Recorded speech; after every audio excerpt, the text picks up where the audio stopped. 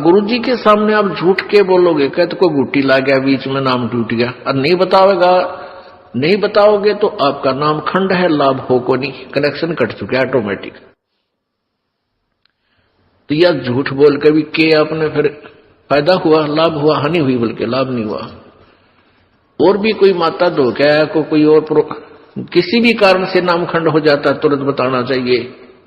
ठीक है, ये दास क्या करेगा, थोड़ा बहुत धमकावेगा, करड़ा करूंगा, भाई गलती है, खबरदार, जैसे आपने नियम भंग किए हैं, तो आपका नाम फिर शुद्ध कर दिया जाएगा, री उपदेश दिया जाएगा, नहीं तो आपका कामयाबी नहीं मिलेगी आपको। लेकिन बार बार यह हैबिचुअल नहीं होना चाहिए, अगले नाम तो मिल ले जाएगा, इसका कोई समय होता है, इसकी लिमिट होती है, कितनी बार किन परिस्थितियों में आपने से खंड हुआ, फिर वो नाम आप चाहे 20 बार दे दियो, काम करना बंद कर देगा।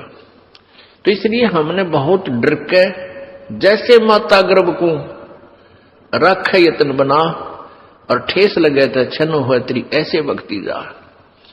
किसी बहन बेटी को काफी समय के उपरांत गर्भ रहा हो, फिर वो जाने है उस बच्चे की, उस गर्भ की वो कितनी चिंता करती है। रात में भी करवट लेते समय भी एकदम आंखें खुल जाती है तो देखती है कहीं मेरे बच्चे पर दाब तो नहीं आएगी, कहीं बच्चा मेरा खराब तो नहीं हो जा। ऊंचे नीचे पर पैर टेकते समय भी वो कई बार सोचती है। तो पुण्यात्माओं, ऐसे ही ये भक्ति रूपी गर्भ को आपने ऐसे यत्न बनाकर बचा कर रखना पड़ेगा, फिर ये अनमोल लाल आपको मिलेगा। जैसे माता गर्भ को राखे यत्न बनाए और ठेस लगे तो क्षीण हो जाए, तेरी ऐसे भक्ति नसाए। तो हमने अपने इस लाल भक्ति रूपी गर्भ को बहुत सुरक्षित रखना है। ये बकवादकरण की बात नहीं है, ये मजाक की बातें नहीं है, इनको हृदय में धरना पड़ेगा कि हम क्या करने आए हैं, किस उद्देश्य से हमने उपदेश लिया है। ठीक है, शुरू प्रारंभ में हम आते हैं कोई दुख निवारण के लिए, वो भी होगा क्योंकि भगवान सारे काम करेगा, और फिर कुछ दिनों में आपको ज्ञान हो जाएगा, फिर आप कुछ नहीं मांगोगे, केवल यही मांगोगे परमात्मा चरणों में रखना, हे गुरुजी चरणों में रखना, दूर ना करना। क्योंकि जब हम चरणों में रहेंगे तो फिर परमात्मा कौन सा बालक है, अनजान है, उसने हमारी प्रॉब्लम का पता कोई नहीं, वो तो अंतर्यामी है, हमारी प्रॉब्लम हमें नहीं पता, उसको पता है। और जो सच्चे जलते अनन्य मन से पतिभर्ता पद पे आके भक्ति करते हैं, पतिभर्ता पद का अर्थ है कि किसी और इष्ट की पूजा नहीं करे, केवल अपने कबीर परमात्मा की, नथिंग एल्स। तो ऐसे पतिभर्ता स्त्री की कहते हैं, जो जब ऐसी मदद करता है परमात्मा, पतिभर्ता जमी पर जो धर पाओ और समरस झाड़ू देते है, कहीं ना काटा लग जावे। जैसे पतिभर्ता यानी एक इष्ट पर आश्रित और सभी उपासनाएं छोड़कर सच्चे दिल से गुरु मर्यादा में चलती हुई जो आत्मा पुण्य आत्मा है, वो पतिभर्ता परमात्मा के प्रति है। और फिर अपने जीवन रूपी सफर में वो जितने भी कदम रखती है परमात्मा, उस पाप रूपी कांटों को आगे आगे बुहारता चलते हैं, झाड़ू देते हैं, कहीं मेरी प्यारी आत्मा को कांटा ना लग जा, यानी कोई कर्म दुख ना दे जावे।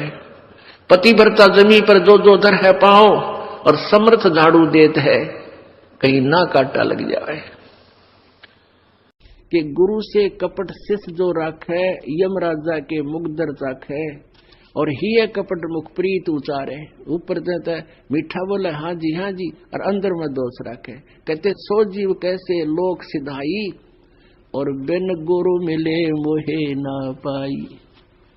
गुरु के मिले, गुरु का मिलना है कि गुरु के साथ तू एक रस हो जा, और जब तू गुरु के प्रति समर्पित होगा, यानी सद्भावना तेरी इसके साथ रहेगी, निष्कपट होगा, तो तब मुझे प्राप्त कर सकेगा, नहीं तो बिन गुरु मिले मोहे ना पाई। यानी गुरु से नहीं मिलेगा, उसकी आत्मा में तेरी जगह नहीं होगी। पुण्यात्माओं,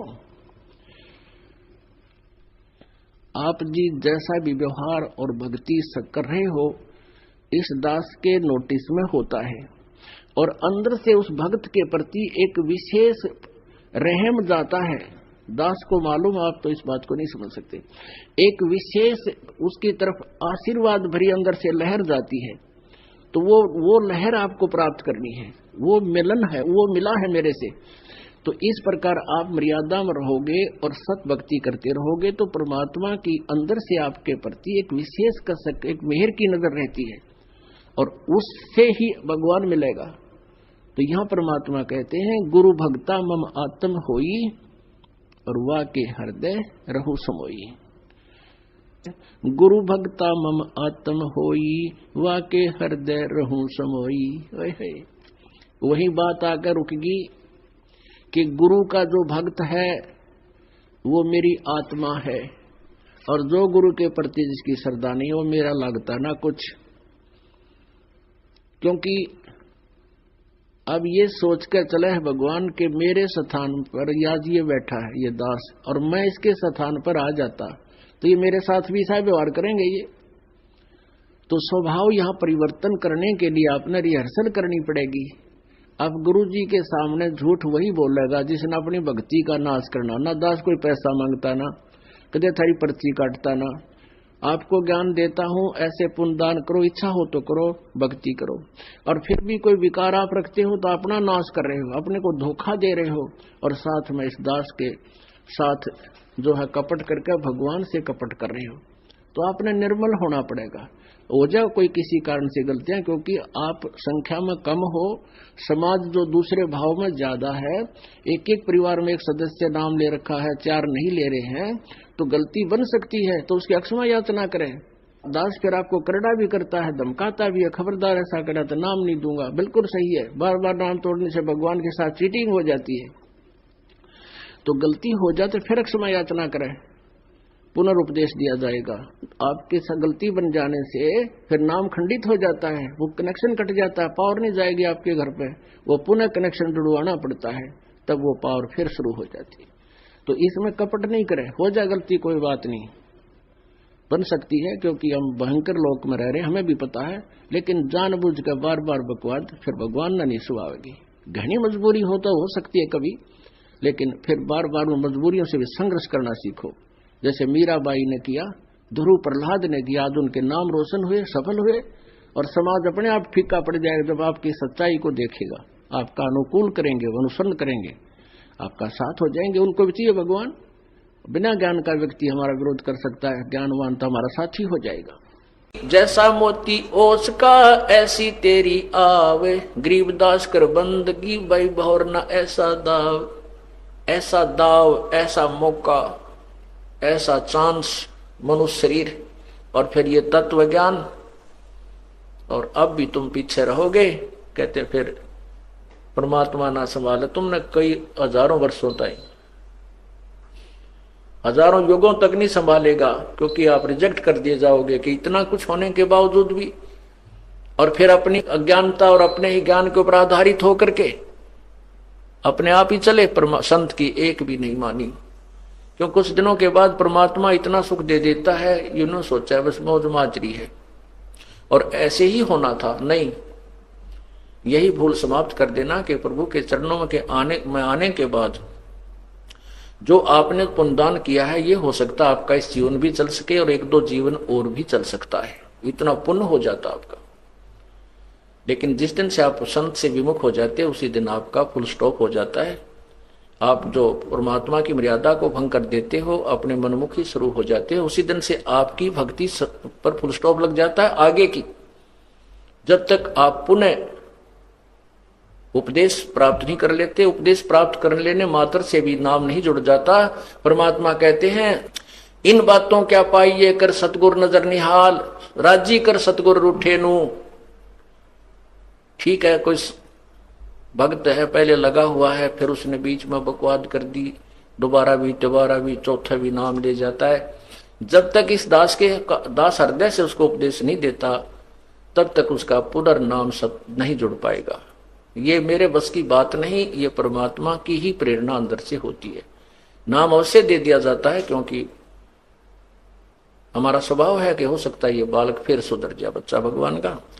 तो इसलिए कहते हैं राजी कर सतगुर रूठे नू, यानी अपने सदगुरु, मान ले आपसे गलती हो जाती है, सदगुरु क्यों रुष्ट होते हैं? क्योंकि आप विद्यार्थी, वो विद्यार्थी से टीचर रुष्ट होता है जो कोई भी मर्यादा नहीं निभाता, बार बार समझाने के बाद भी शरारत करने से बाज नहीं आता, तो वो उससे रुष्ट होता है। ऐसे ही परमात्मा का मार्ग है, आप विद्यार्थी हैं, ये दास आध्यात्मिक टीचर है।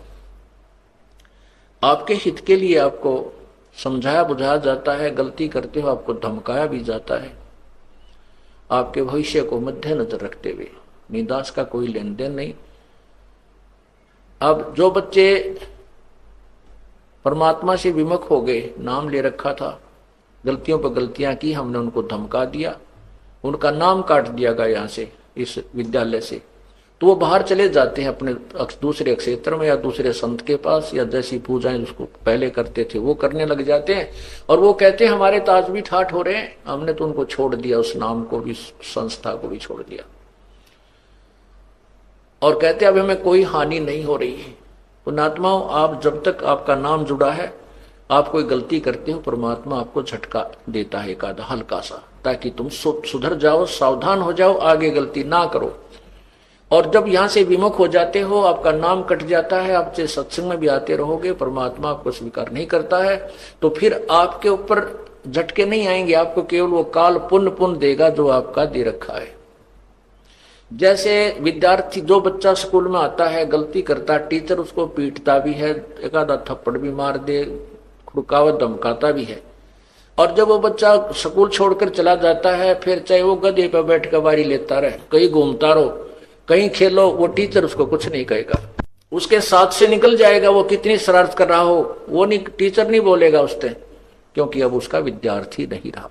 इसी प्रकार जो अनजान व्यक्ति यहां से चले गए, उनको पूर्व जन्म की जो यहां रहते हुए और इस जन्म में भी जो पुण्य किए, भक्ति की, वो काल उनको अवश्य देगा, और उसके कारण वो ठाठ करते नजर आएंगे, और हो सकता है इस जीवन में कोई हानि भी ना हो, क्योंकि उनको पीटेगा नहीं कि अध्यापक, क्योंकि वो अब विद्यार्थी नहीं रहे और अपना जीवन बर्बाद कर रहे हैं। फिर मजदूर लगेंगे जो विद्यार्थी विद्यालय छोड़कर चले जाते हैं टीचर के धमकाने खुड़काने से, तो सफल नहीं हुआ करते। तो इसी प्रकार हमने उस परमात्मा की भक्ति करनी है। तो क्या कहते हैं, ये जो सतनाम आपको मिला है, सतनाम, और इस सतनाम को मिलने के उपरांत आपको सारनाम नहीं मिला और आपकी मृत्यु होगी। आपको न जाने कितने जन्म मनुष्य के मिल जाएंगे, मोक्ष नहीं है, मनुष्य के जन्म मिलेंगे, अच्छे से अच्छे जन्म मिलेंगे, और फिर आपके ये दोनों मंत्रों की कमाई जब समाप्त हो जाएगी, आप फिर सिंपल मैन बनोगे, साधारण व्यक्ति के घर में जन्म होगा, और उस समय ये दयालु परमात्मा फिर आपको अवश्य संभालेगा, आपको 84 लाख योनियों में नहीं जाने देगा, शीघ्र सी नहीं जाने देगा, यानी फिर हम बिल्कुल नहीं सुनेंगे, वो बात है अलग। तो पुण्यात्मा, ये भी कच्चा काम रह जाएगा यदि सतनाम ही प्राप्त हो गया और आपकी मृत्यु होगी, सारनाम योग्य नहीं बने, नखरे करते रहे।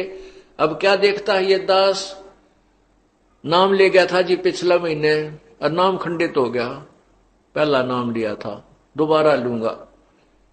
अच्छा भाई, क्योंकि पहले मंत्र वाला तो गलती कर सकता है, क्योंकि वो तो एकदम नया बच्चा होता है, पहली कक्षा का बालक होता है, हो जाता है खंड, लेकिन नहीं होना चाहिए। कोशिश करे कि जो काम करने लग गए उसको पूरा ही किया जाना चाहिए। तो फिर दोबारा उपदेश ले लेता है, फिर 4 महीने के बाद उसको सतनाम भी प्राप्त हो जाता है। सतनाम लेने के बाद फिर 6 महीने के बाद फिर कह जी नाम खंडित हो गया मेरा, तो ऐसा हो गया वैसा हो गया। अच्छा भाई, 1-2 साल के बाद फिर कहेगा जी मुझे शंका है, मेरा शायद नाम खंडित हो गया, और करे बिना रहता नहीं, आप गलती अवश्य कर देता है। तो पुण्यात्मा, कोई बात नहीं, अब परमात्मा ने आपको पार करना है, ये अब बैन उठ गया है, कलयुग में ये समय आ गया है कि सभी प्राणी जो इस तत्व ज्ञान को ग्रहण करके इस मार्ग पर लग जाएंगे, सभी पार हो जाएंगे। लेकिन पार होंगे वो जो बार बार ये अपने नाम को खंडित ना होने देंगे। अब क्या देख रहा है ये दास, जिन 10-10 साल नाम लिया न हो गया, तीनों मंत्र प्राप्त हो गए, वह भी नो कह दे मेरा तो नाम खंडित हो गया जी, ऐसी गलती बन गई। तो भाई ये पार होने के लक्षण नहीं है आपके, बहुत सावधान होना पड़ेगा। क्यों?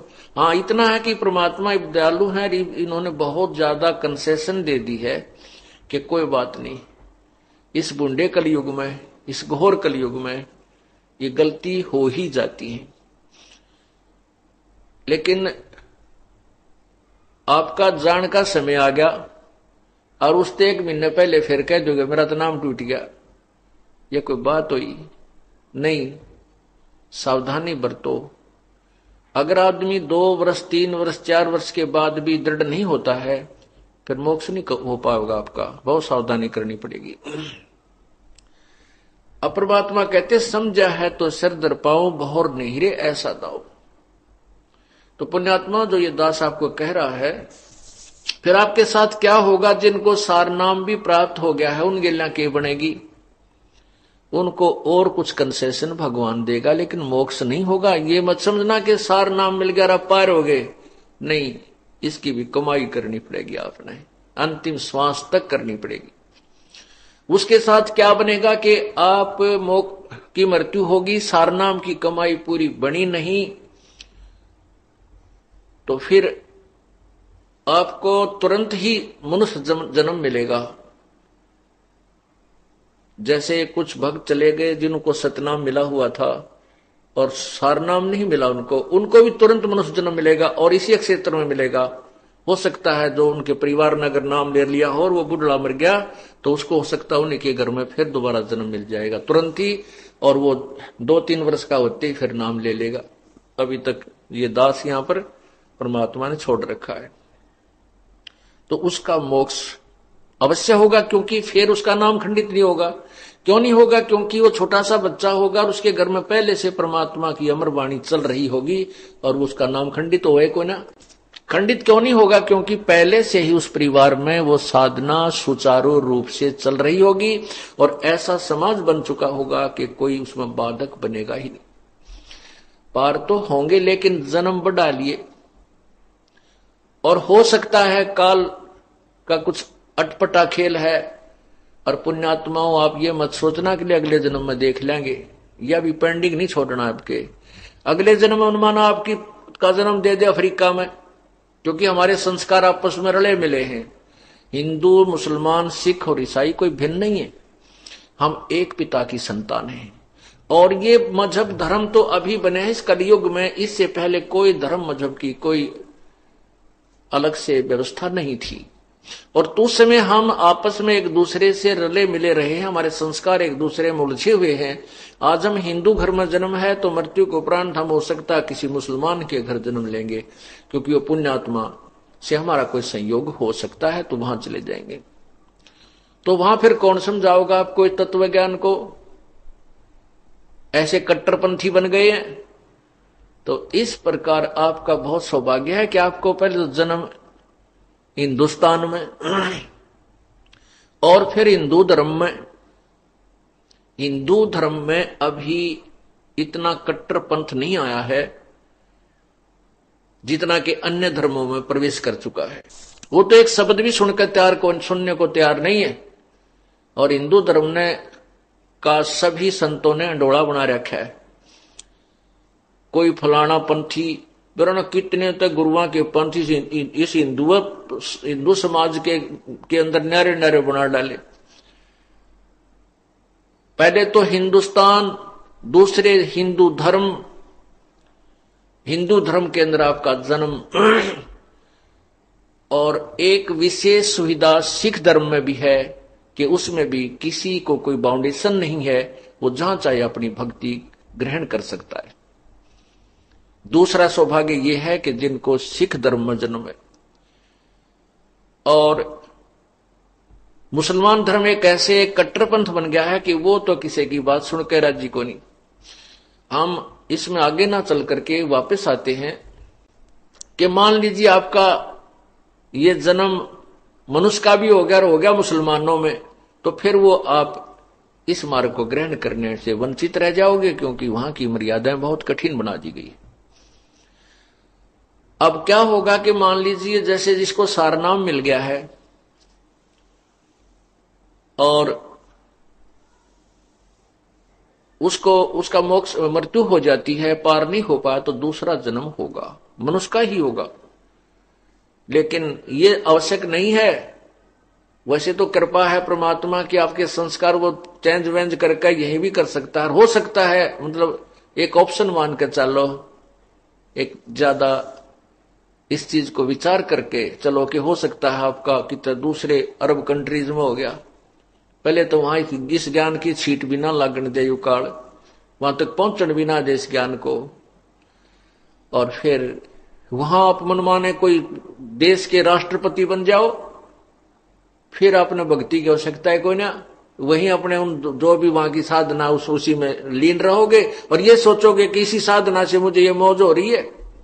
नहीं, वो साधना न्यारी है जिससे आपकी मौज हो रही है।